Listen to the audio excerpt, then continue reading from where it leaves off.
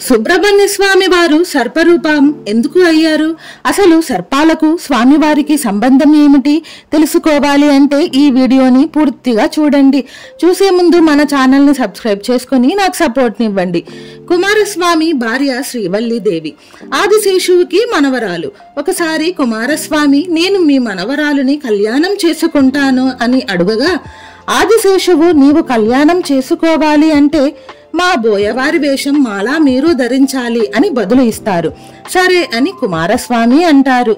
వల్లీదేవి కూడా నేను ఆదిశేషు మనవరాలుని, నేను సర్పరూపంలో ఉంటాను, మీరు కూడా నాలాగే సర్పరూపంలో ఉంటేనే నేను కళ్యాణం చేసుకుంటాను అని అంటుంది. కుమారస్వామి అలా సర్పరూపం వల్లీదేవి కోసం ధరించారు. అలా సర్పాలకు ఆయనకు సంబంధం ఏర్పడింది. మా వీడియోస్ మీకు నచ్చినట్లయితే please like, share, comment and subscribe. Please support my channel. Thank you for watching. Om Subramanya Swami Namaha.